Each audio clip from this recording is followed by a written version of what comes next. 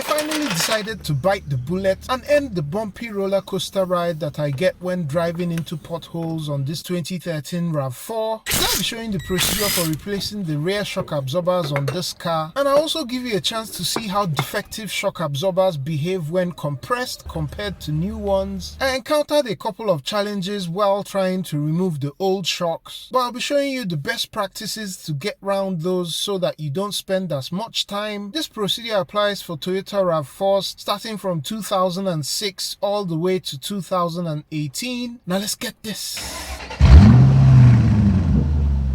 Just to say that you want to replace shock absorbers in pairs, and I'll be using KYB parts for this replacement, and here's the part number. I also like the fact that these are made in Japan, and since KYB is an original equipment manufacturer, you can have some confidence in the aftermarket parts that they produce. I'll leave the link to this shock absorber in the description just in case you want to check it out. First thing to do is to chock the wheels, and then go ahead to raise the rear of the vehicle. I initially tried to lift from the centralized reinforced point using a floor jack, but with a max height of 505 millimeters and the fact that this car has significant clearance on the rear from the ground, the floor jack wasn't able to get the rear wheels off the ground. I could have put a block of wood in between the jack and the reinforced area, but I just decided to revert to using the regular jack that come with the car. Just curious, if you're watching and you have a floor jack, what's the max height on yours? And then I set the car on support stands, but still leave the jack loosely in place. Next, I zip off the lug nuts with my Ryobi impact wrench and the wheels come off. That's the shock absorber right there, and we'll be seeing more of it in a minute.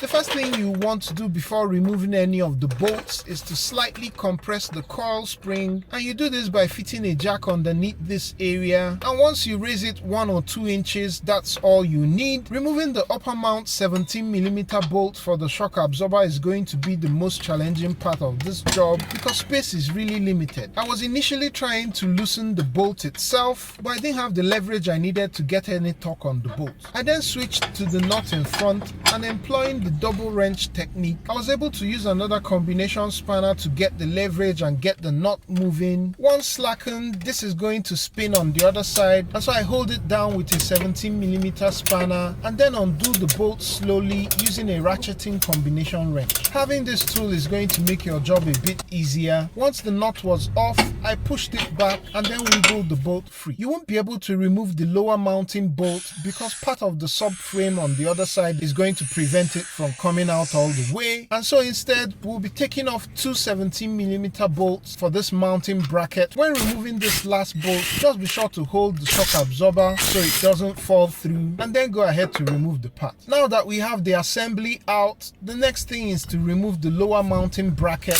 Just hold the nut with a spanner and then undo the bolt, and that comes off. For the new one, all you now need to do is to just cut this retaining strap, and it's going to extend to its full size. A quick comparison between the old and the KYB, and aside the upper tube being a bit longer, the overall length is the same. Let's go ahead and attach the lower mounting bracket. The important thing to note is that the bolt should be pointing towards the front of the vehicle. Then go ahead to install the nut and just make it snug for now. And we're ready to install the new shock absorber. Guide the upper mount of the shock absorber into its mounting bracket and reinstall the bolt. You might need to fish around a little bit, but easy does it. Once you have the bolt in, we'll turn our attention to the lower end to reinstall the 2 17mm bolts we took off from the mounting bracket. Just to note that you have to go a little at a time on each of the bolts to ensure that the bracket mates flush and evenly with the hub assembly. Torque on these bolts is 59 foot-pounds or 18 Newton meters. The same torque rating also applies for the lower mounting bolt or nut for the shock absorber. Reinstall the nut for the upper mounting bolt. Good luck trying to fit a torque wrench in there. For me, I just went ahead and tightened it the best I could. Space is really limited. Now it's the same exact process on the other side, and here's me bringing out the defective shock absorber on that side. And just to demonstrate that these parts are really short, I compress both shock absorbers fully by hand and then let them expand.